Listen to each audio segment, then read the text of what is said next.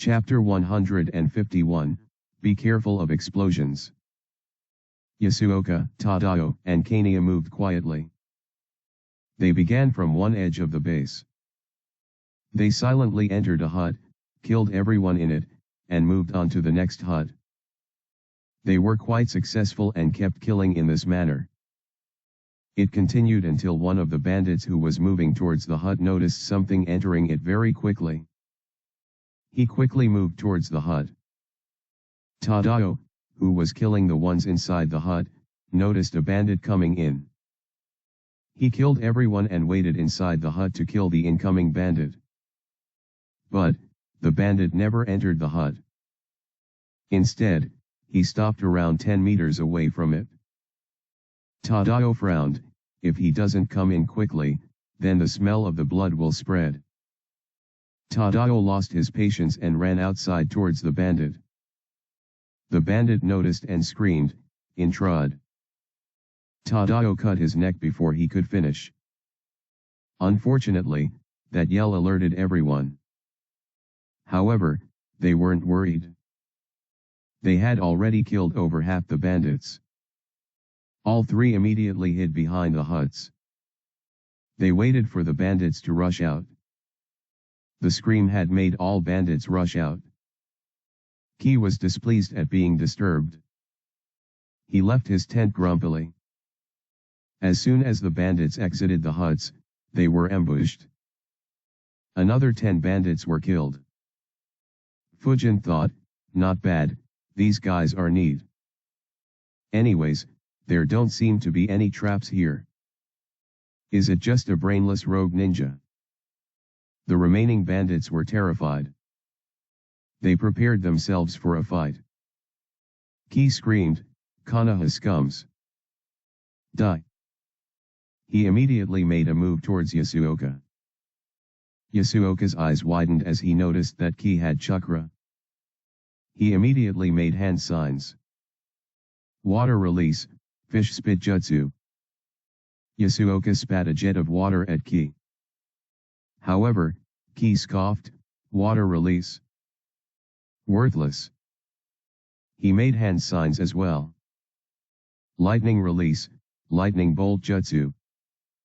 He extended his finger towards the incoming jet of water. A small bolt of lightning was released through his finger.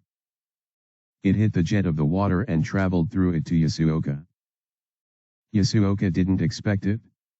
The lightning hit him and shocked him. Though it didn't injure him critically, it made moving harder. And in combat, this alone was fatal. Ki smirked at seeing the terror on Yasuoka's face. He grabbed a kunao and ran towards Yasuoka. Tadao and Kania noticed it as well and got very worried. They immediately killed the bandits in their path and moved towards Yasuoka. Unfortunately, they were too far away. Yasuoka's life flashed in front of his eyes as he saw Ki approaching him. He barely managed to grab a kunao and raise it, but his movements were very slow. Ki began swinging his kunao at Yasuoka when a vacuum bullet hit his forehead and pierced through it. His body was thrown behind by a couple of meters due to the momentum of the vacuum bullet. Yasuoka, who had almost given up on his life, was stunned. So were Tadao, Kania, and the bandits. The bandits immediately began running. Fujin had been sensing continuously but didn't find anyone else. So he decided to make a move. After all, losing a ninja on his first mission as a team leader won't look good. Tadao and Kania exchanged glances and thought, didn't he say that he only knew a bit of wind nature manipulation? Fujin, who was still alert, suddenly became very serious. He made a hand sign and yelled, "Move back." The trio were surprised. Tadao and Kania immediately moved backwards. Yasuoka was still struggling. Fujin's wind clone appeared behind him. He grabbed Yasuoka's collar and tossed him behind. At the same time, he extended his other arm towards Ki. A spinning shield of wind appeared in front of the clone. Key's body suddenly exploded. The explosion burned everything within a radius of 10 meters and sent dust and small pebbles flying for a long distance. The spinning shield of wind was destroyed as well. But no debris flew past it and hence Yasuoka was safe. However, Tadao and Kania were injured lightly by some pebbles. So were the bandits. Fujin frowned. He created 5 wind clones. 3 stayed around him while the other 2 flickered towards the bandits and killed them all. Fujin thought, what the hell? Did he carry 100 explosion tags to take revenge on the one who kills him? No, why would anyone do that? The more likely case is that someone used him as a booby trap. But who? And for what purpose? Fujin wasn't sure of his analysis, but it was on point. A had sent a few dozen prisoners to the Land of Fire. They were instructed to act as bandits, or else Kyumo would come after them again. Every one of these ninjas had seals inscribed on their bodies. Seals that would explode with a huge force after being killed. In order to ensure that they won't surrender, all of them were threatened with terrible consequences to either themselves or their loved ones. A's target was to reintroduce uncertainty for trading caravans in the Land of Fire. And, he would also hit Konoha's ninjas. Most of the prisoners he released could easily kill genins. It'd be especially good if they killed younger genins. And if they were killed by genins or jounins, then the explosion could have a slight chance to kill them as well. For Konoha, who had just begun recovering, such a loss could be a setback. Unfortunately for A, in this particular instance, his opponent was a ninja who loved his life too much to fall for such a trick. But, if A was to learn of the disappointing performance of Ki, he wouldn't care much. Ki and his bandit group had already killed 3 trading caravans mercilessly. When this news spreads, it'll create panic among the traders and they won't trust the Land of Fire to provide them with complete safety. Even after all the bandits were killed, Fujin didn't sense anyone. So he flickered on the nearest tree to the explosion and said, "Gather here." The trio nodded and began moving towards Fujin. The genins now looked at Fujin in a new light. Without him, it was very likely that they might have not returned alive. Fujin created a shadow clone who gathered and stored whatever remained of Ki's body in a scroll. Fujin asked, "How are your injuries?" Yasuoka said, "I am fine. My body was restricted a bit by the electric shock. It has recovered." Tadao said, "I am fine too. Just some scratches from the pebbles." Kania said, "Same here." Fujin nodded. None of them had any serious wounds. Yasuoka asked, "Fujin, you are a sensor, right? Did you sense that ninja before we attacked?" Fujin shook his head and said, "No. I didn't sense any chakra from him. I guess either he knew how to suppress his chakra or had some sort of seal that allowed him to hide his chakra from sensors." Yasuoka's face became grim. If such events happened frequently, then their risk while doing rank C missions would increase exponentially. Both Tadao and Kania had grim faces too.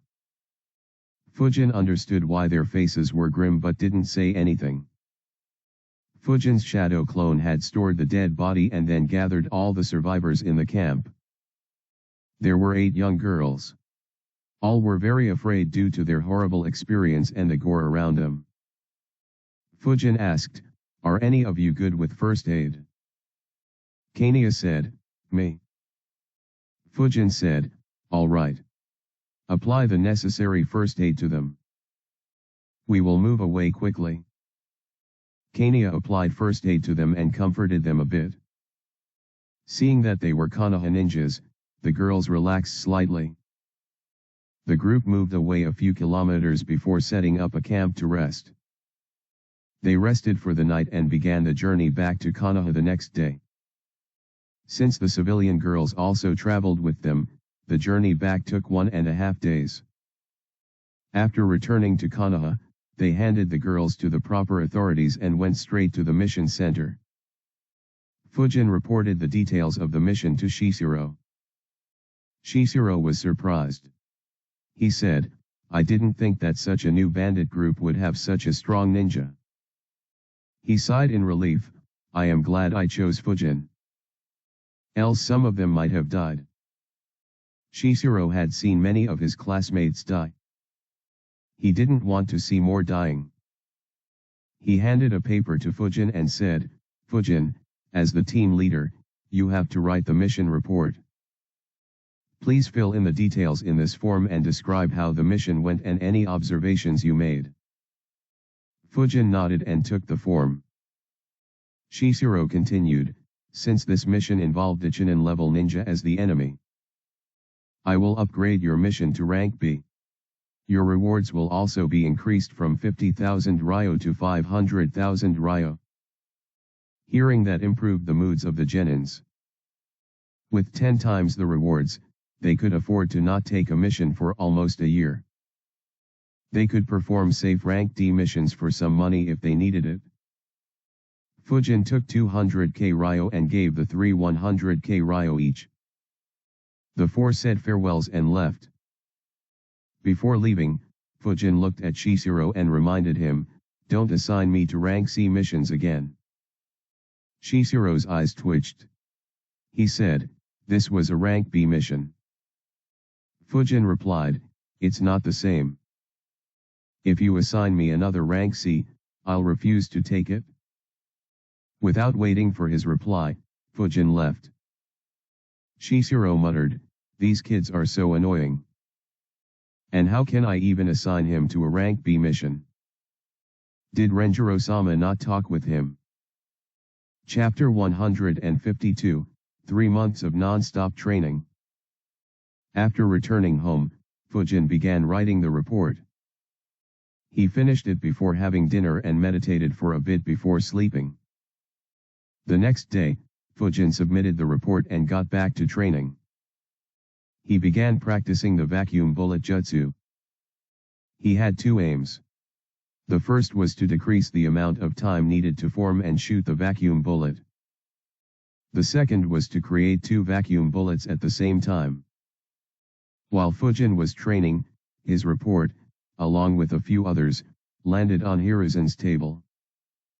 Hiruzen's expression wasn't good. There were quite a few people in his office, and most were waiting for the thoughts of one person. Narashikaku said, "It looks like someone isn't happy with the trade boom that we experienced recently. And seeing the jutsus used, these ninjas are most likely from Kyomagakure. I believe that Kyomagakure is using its prisoners to do this suicidal task. They should be unaware of the seals on their body." Hiruzen nodded. He too had reached the same conclusion. He asked, "What do you suggest we do?" Shikaku said, "It's quite easy. We will analyze the data of bandit groups and see which bandit groups rose abruptly. We will dispatch Umbu squads to crush those bandit groups. Jounin squads who are moving out to perform rank A and S missions will also be tasked to clear out such bandit groups if they are near their route." Hiruzen nodded and said, "All right. I'll hand the command of this mission to you, Shikaku.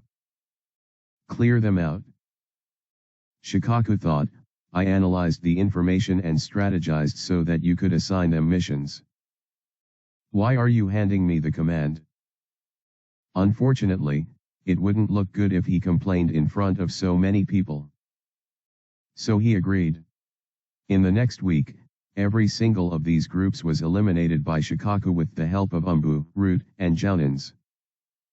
Though A's goals were successful initially, they didn't affect Konoha much overall.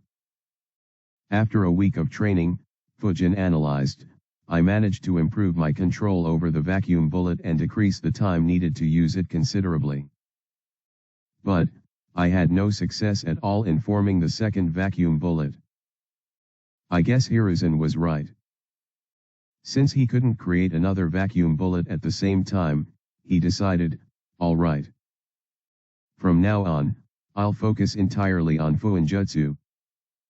He created a shadow clone with 10% of his chakra. The clone flickered to the library. Fujin created a bunch of more clones. 4 of them split in 4 different directions and began and activated their chakra field. Fujin sensed the chakra fields and thought, I would have loved to master Fuinjutsu at home. But, my house doesn't have enough space for my clones. Oh well, it's not like my house can hide me from Byakugan or that perverted crystal ball.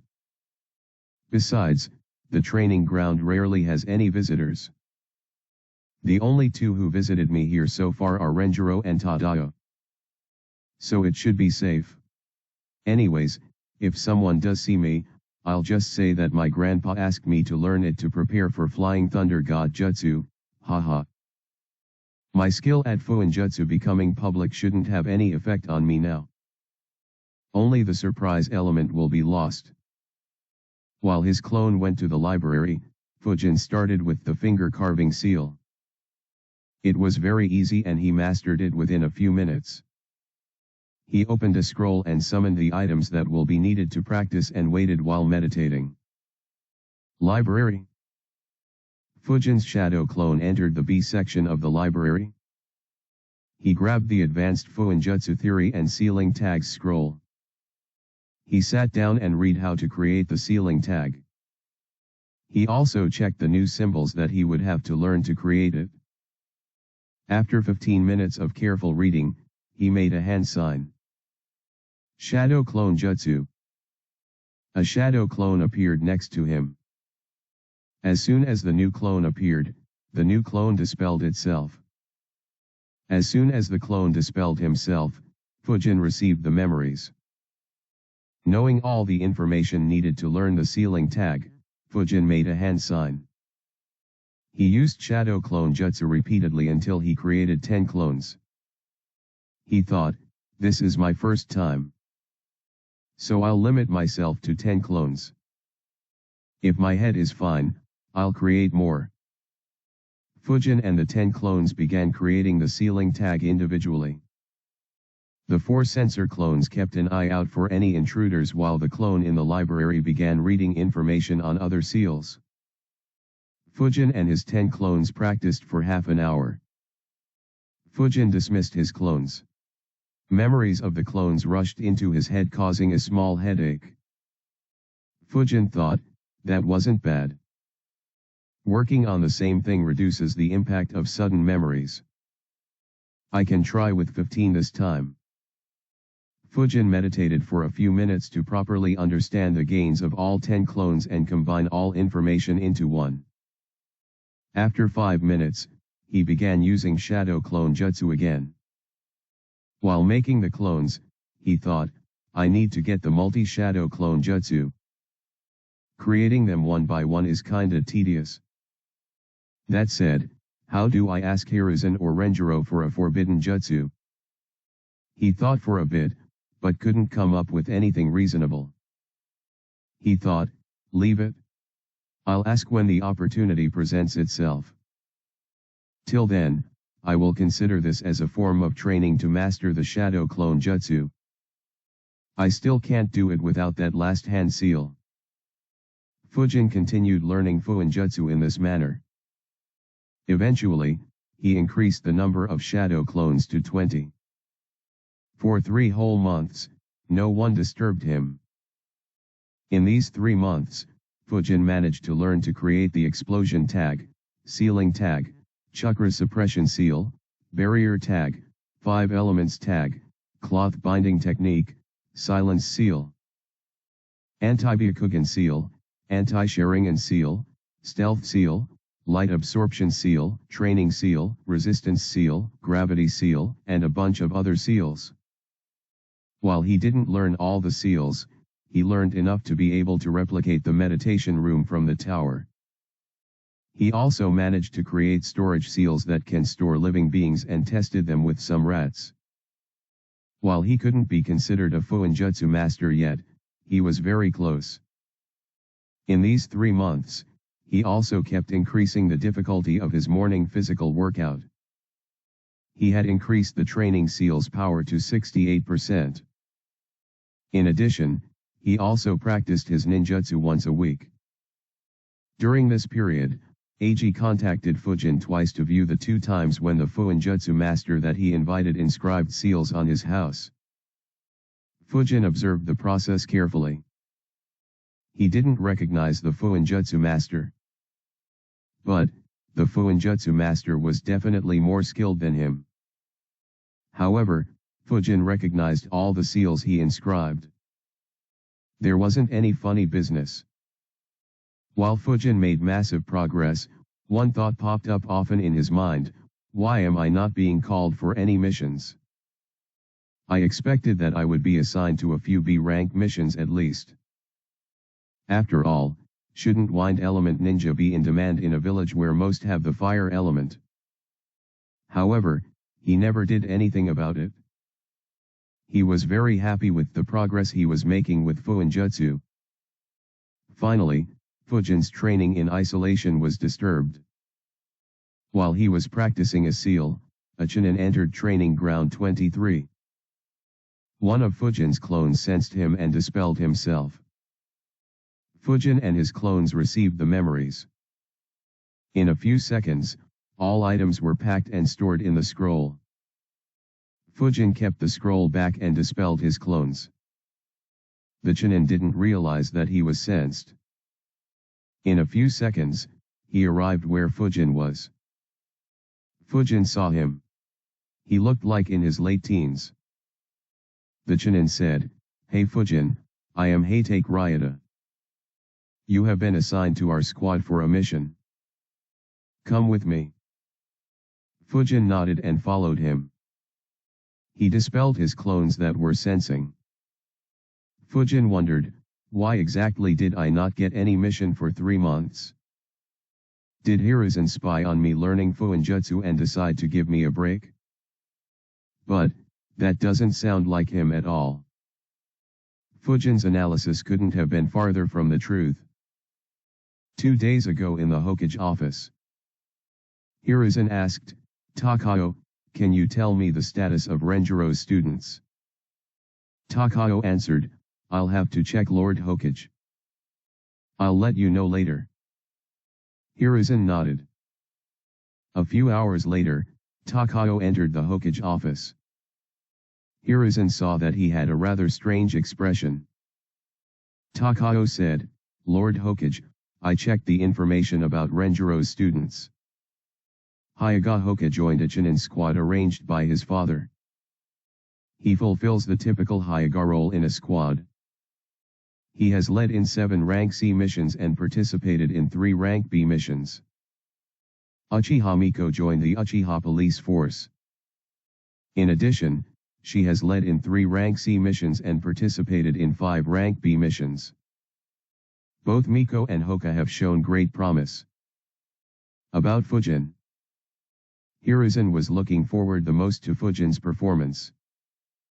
But he wondered, what exactly did Fujin do for Takao to make such a strange face? Takao said, "Fujin has led in just 1 rank C mission about 2 weeks after that rank A mission. The mission got upgraded to rank B, but he completed the mission without any casualties. But, after that, he took no mission at all." Hiruzen was surprised. He didn't understand Fujin's behavior. He asked, "What has Fujin been doing?" Takao said, "I did some research. He booked training ground 23 for 9 months. He has been visiting it daily and spends most of his time there." Hiruzen said, "I can understand Fujin training. But why didn't he take any missions?" Takao said, "I am not sure." Hiruzen thought for a bit. Suddenly, it hit him. He said, "Wait, don't tell me." Chapter 153, The Importance of Socializing. Takao saw Hiruzen. He wondered, what did Lord Hokage realize for him to be so surprised? Hiruzen thought, no wonder Fujin never did any mission. He never joined a team. From what Genki had said, Fujin stayed alone and never interacted much with others. Renjiro noted the same thing and said that Fujin preferred being and acting alone. So Fujin has no contacts outside his small bubble of friends. And most of those friends are still in their genin squad or in the academy. He shouldn't be in touch with any genins other than maybe his academy teachers. And since he is an orphan, no one arranged for him to enter a squad. And with both his teammates being from big clans who were arranged in squads by their families, he was left with no one to make a team with. Hiruzen said, Takao, call Sarutobi Tomatsu to my office. Takao nodded and left the office. Hiruzen sighed, Renjiro didn't teach that kid to socialize. And Fujin didn't even approach anyone about it? If he had visited the mission center a few times and let others know about his wind release capabilities, lots of teams would have extended an invitation to him. Even if no one invited him, at least he could have improved his leadership skills by clearing out the rank C missions. Instead, he just chose to not do any missions at all. Hiruzen analyzed a few more things. In the end, he decided, I need to keep checking on Fujin's progress every month. While he isn't as talented as Minato or Orochimaru, he is still good. It'll be a waste if he loses interest due to not doing any missions and only training. Back to the present, Ryota led Fujin to Yakiniku. Fujin asked, shouldn't we be going to the mission center? Ryota replied, not really. Meet up with the team first. We will accept the mission officially tomorrow.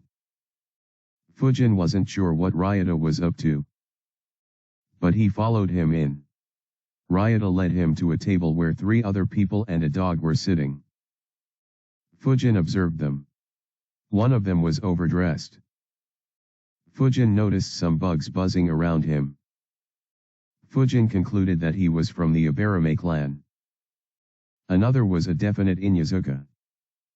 He was in his late teens as well.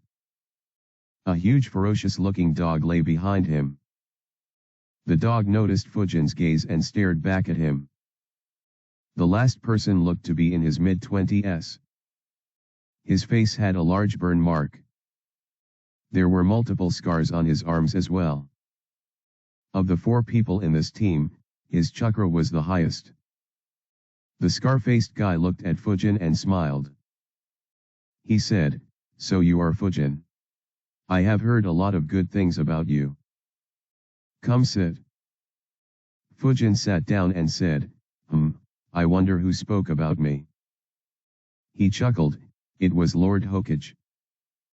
Fujin wondered, what is that old fox up to? The scar-faced guy said, let us introduce ourselves properly. I am Sarutobi Tomatsu. I am an elite genin and the leader of this group. I specialize in fire release. The other members of the group began introducing themselves. Ryota said, as I said, I'm Hatake Ryota. I am a genin. And I specialize in earth release. The man sitting with the dog said, I am Inyazuka Tadashi. This is my partner Kenta. I am a genin too. I am responsible for scouting, tracking, and smelling danger. I specialize in taijutsu and I can use a few fire jutsus as well. Kenta barked at Fujin as if to say hello. The last member, who was very quiet, said in a neutral tone, I am Ibarame Katsumi. I am a genin. I am responsible for scouting, tracking, and trapping enemies. I can use some water jutsus. Fujin heard them carefully and remembered their specialties. Tomatsu said, our team lacks explosive power. So we were looking for someone who specialized in wind release. That way, we could use a fire-wind combination jutsu. Unfortunately, ninjas with good control over wind manipulation are very rare in Konoha. That's why, when Lord Hokage recommended you, I agreed. So Fujin, would you like to join our squad? Fujin was a bit surprised. He asked casually, I can refuse. Tomatsu chuckled and said, of course, you can. I can't force you to follow us. Ha ha ha. Fujin nodded and asked, can you tell me how teams work? Like how many missions you do? What are the rules or common practices of your group? I haven't been a part of any team before, so I don't know much about this. Tomatsu answered, you don't need to worry much, Fujin. We are very casual, so there are no strict rules as such. The most important thing is to give your all in the mission and maintain good teamwork. Also, never abandon your teammates. If you are found slacking or putting your teammates at risk, then we won't keep you in the team anymore. Of course, the same applies to the rest of us too. Fujin nodded. What Tomatsu said was basic. Tomatsu continued, as for missions, we only do rank B missions. We take them continuously with a few days break between missions depending on how tired we are after the missions. The reward money is equally divided among all team members. When you are a part of the team, all your rank B missions will be with us.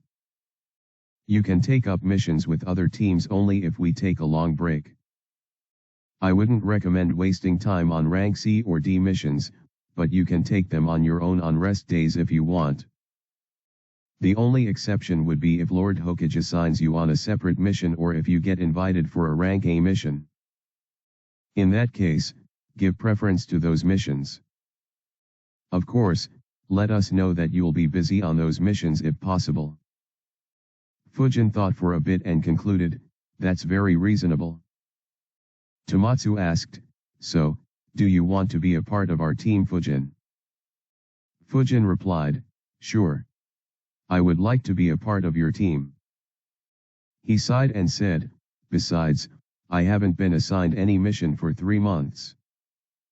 So I don't really have any other choices. On hearing Fujin, Ryota, Katsumi, and Tadashi had weird expressions. Tomatsu had an idea. He said, Fujin, you are aware that you have to form a team and then go to the mission center to get missions, right? Fujin looked at him and raised an eyebrow. He asked, what do you mean? He said, you get missions only if you go to the mission center with the team. Fujin was surprised. He thought, what the heck? I recall Hiruzen and Tsunade sending messages when they had to assign missions. I thought that job is done by mission center here instead.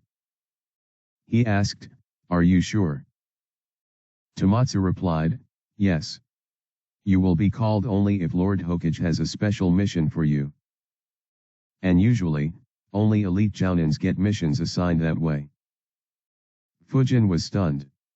He exclaimed internally, fuck. No wonder I never got any missions. Fujin's new squad chuckled at his expression. Tomatsu didn't want Fujin to feel embarrassed on day one. He said, introduce yourself, Fujin. Fujin sighed again and said, I am Suzuki Fujin. I specialize in wind jutsus. I am also a censor. So I could aid Tadashi-san and Katsumi-san a bit. Tomatsu said, good. Also, no need to be formal with us, Fujin. Just use our names. Fujin nodded, all right. At that time, a waiter came in and delivered meat. Tomatsu said, let's celebrate getting a new team member. The group began eating while chatting casually. At one point, Fujin asked, Tomatsu, how do you become an elite chunin? Is there an exam similar to the chunin exam? Tomatsu said, no. There is no exam. You get assigned this rank by doing missions. The missions that you complete are analyzed by the village. When they are satisfied with your performances, they promote you to elite Chunin. Fujin was surprised. He asked, on what parameters do they decide? Tomatsu replied, well, the basic requirements are your strength and overall capability. If you have any obvious weakness, you won't be promoted to elite Chunin. Once you meet those requirements, they check your mission record. There are no fixed criteria regarding the missions. So I can't comment on what parameters they check here. But, it'd be safe to say that you need to have completed at least 50 rank B missions. Fujin thought and said, oh. Thank you. Tomatsu smiled and said, no worries. There are a couple more things that you should know about elite Chunins. Other villages aren't as strict as Konoha while promoting to Jounins. So most elite Chunins from Konoha can go up against Jounins of other villages. So don't expect to be promoted quickly. Also, if you want to be promoted to Jounin or special Jounin ranks, then you first need to be an elite Chunin. Otherwise, you won't be considered for Jounin promotions. Fujin nodded. He had expected that. After eating the food, Tomatsu said, I have already accepted a mission. Tomorrow, we will escort a noble from the land of rice back to his country. Meet up at the gate at 11 a.m. And bring enough supplies for a couple of months. Fujin and the others nodded and left. After leaving, Fujin headed back to the training ground. Chapter 154, The First Mission with a New Squad. En route, Fujin thought, so that's why I never got assigned a mission again. Sigh, at least someone should have said something to me. I guess Tomatsu's words indirectly came from Hiruzen. That said, even if I did know this, I don't have connections with any Chunins.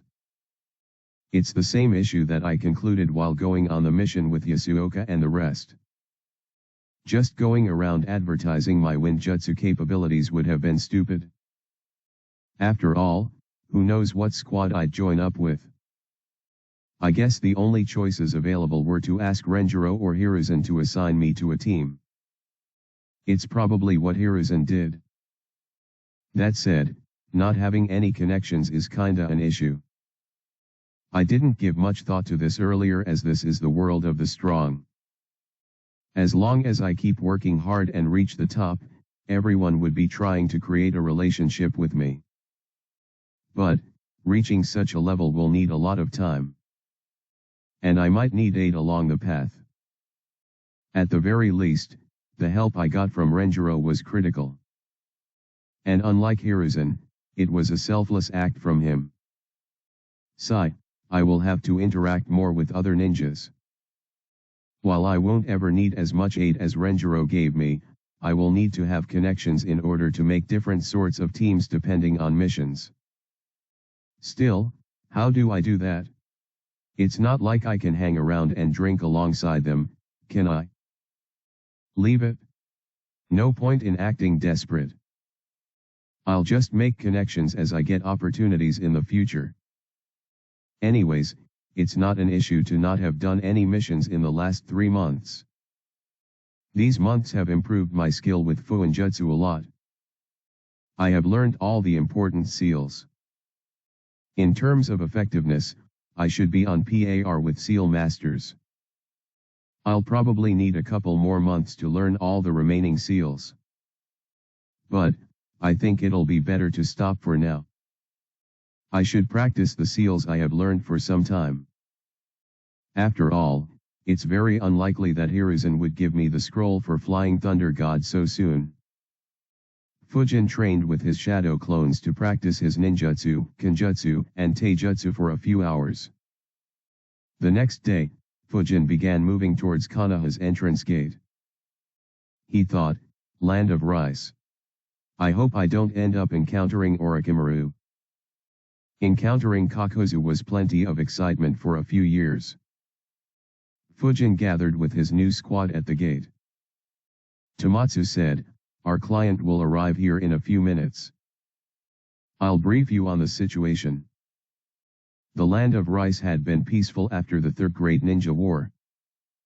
But, in the last few years, there have been many turbulences in the land of Rice. Many rogue attacks have been reported. Many nobles are targeted too. Even their daimyo's retinue was targeted once. So, we have to be very careful during this mission. Tadashi, you will be responsible for smelling any possible attackers. Katsumi and Fujin, you two will back him up. Ryota, you will be responsible for keeping our client safe. You will cooperate with his bodyguard. I will be responsible to attack any attackers.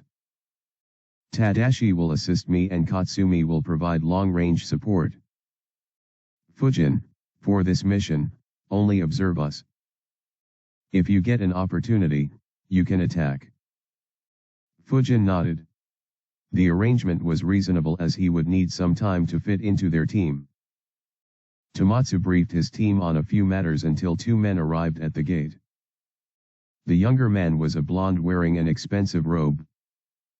The older man dressed as a ninja and had a similar mask to Kakashi.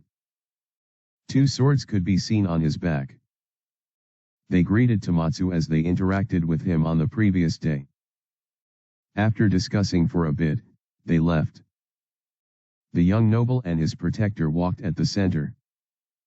Tadashi, Kenta, and Tomatsu walked in front of them. Fujin walked to their right and Ryota to their left. Katsumi handled the rear.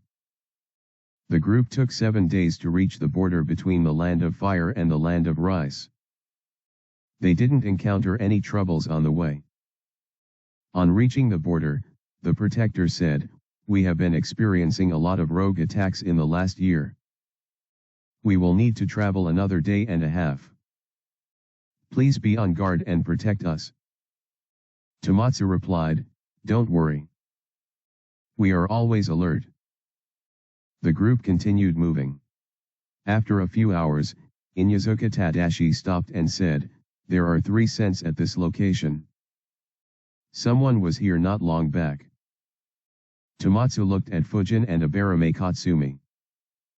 Fujin activated his chakra field. Some bugs appeared around Katsumi and spread in the forest. Fujin said, "No one in 1 kilometer radius around us." Fujin chakra field could sense up to 1.25 kilometers, but he decided to report only 1 kilometer in the future.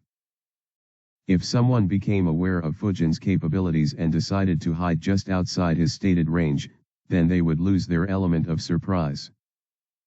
Tomatsu nodded and looked at Katsumi. After a few minutes, Katsumi said, "No one is hiding around us." Tomatsu instructed, "Have your insects keep a watch. If those guys are planning trouble for us, then they might appear soon." Katsumi nodded and let his bugs fly around the group. The group continued walking for another kilometer.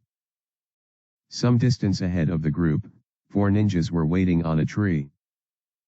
One of them said, "Boss, that noble called Kobe Takuma should be traveling on this route soon.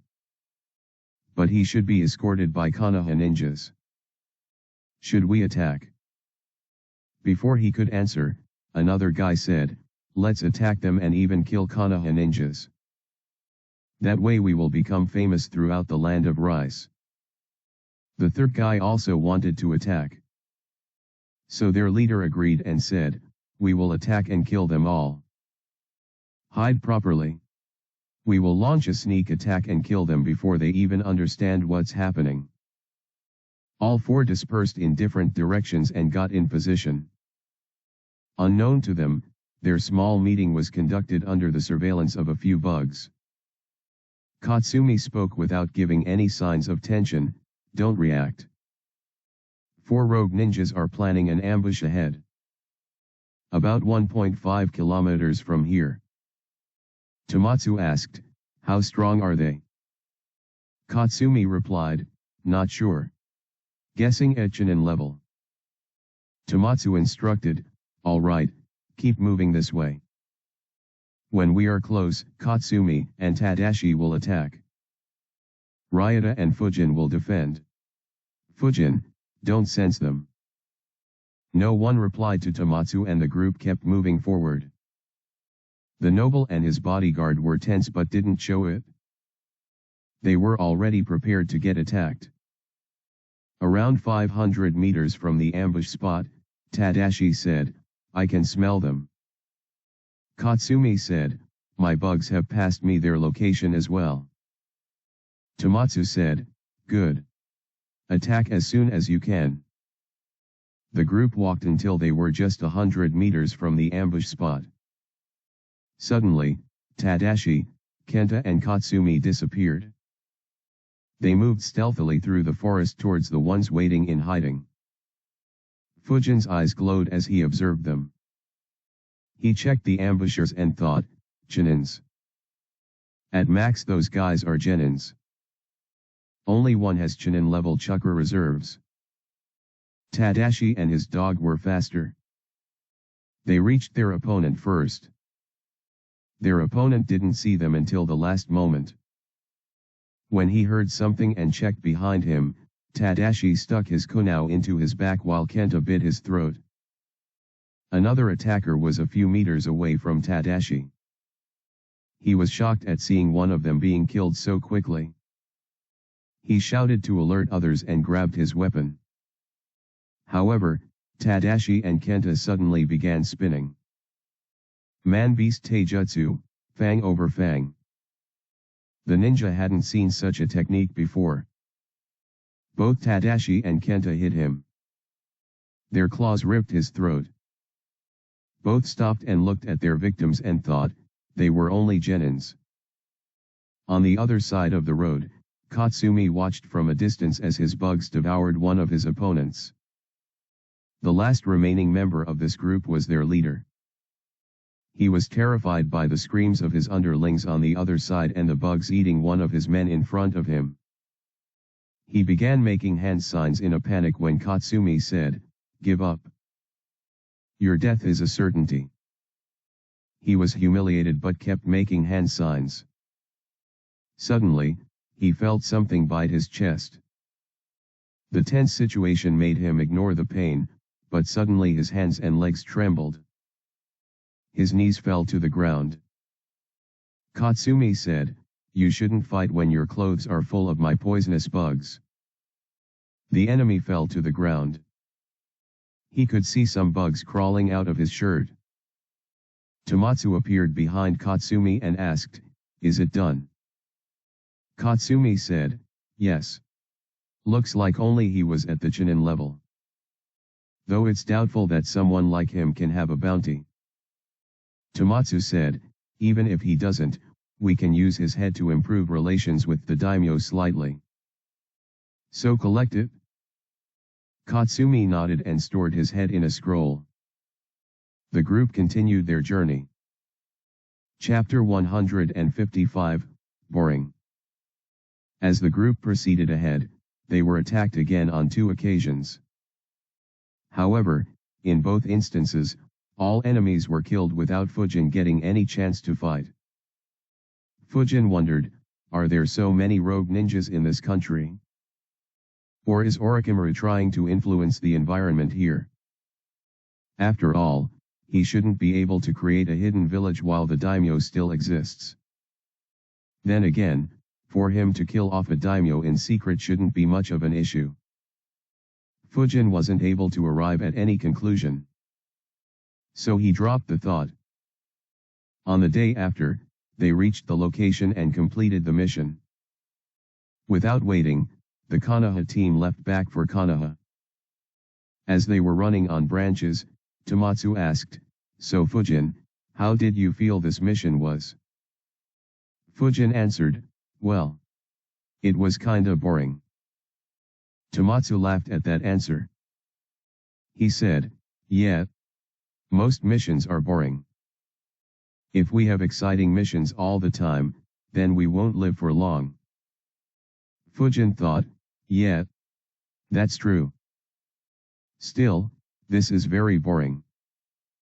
Ryota said, Most rank B missions are like these. Our missions get interfered with by rogue genins and chinins. They are very easy to kill off. Tomatsu added, if the missions involve rogue jounins or ninjas from another major village, then it'll be categorized as rank A or S. Or the Umbu will handle them. Fujin nodded and said, yeah, that makes sense. Tomatsu said, don't worry. I'll give you a more active role in future missions. Fujin smiled and thanked him. However, internally he sighed, what's the use of having an active role against such enemies? They will die without even seeing me. It's fine for now, but I will need to find a way to get better missions after I'm done with my training plans. The team returned to Konoha without any issues and divided the rewards equally. They had a group dinner before leaving for home. Tomatsu asked the group to meet again in the mission center after a week. Fujin began meditating after reaching home when he heard a knock on his door. He wondered, who'd come to visit at this time. He opened the door to see a familiar face. That person worked in Eiji's shop. He said, Fujin-kun, the work on your house is completed. Eiji-sama wants to show it to you tomorrow at 9 a.m. Fujin replied, oh, that's great. I'll be there. Thank you. The messenger nodded and left. Fujin thought, kinda convenient that it got completed today. Right after my mission was completed. The next day, Fujin headed to the land he bought after completing his morning workout. When Fujin reached, he saw his new house. Fujin thought, wow. This looks great. The house in front of him was 3 stories high. It was circular in shape and was quite huge. A circular fence was built around the house. The rest of his land still had trees making the surrounding of the house look great. While Fujin was admiring his house, Eiji arrived. He asked, are you lost in its beauty? Fujin chuckled and said, you have done a great job, old man. Eiji chuckled and handed him a key and said, I finished constructing it 3 days ago. But it seems like you were out on a mission. Fujin thought, oh. Was that guy checking my old house every night then? He nodded and said, yes, I returned yesterday evening.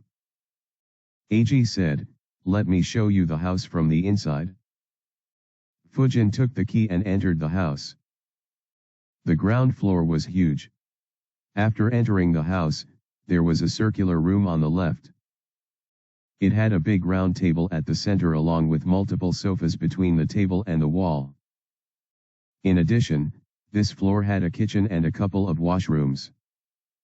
At the center of the floor, there was a circular staircase. The remaining space on this floor was open.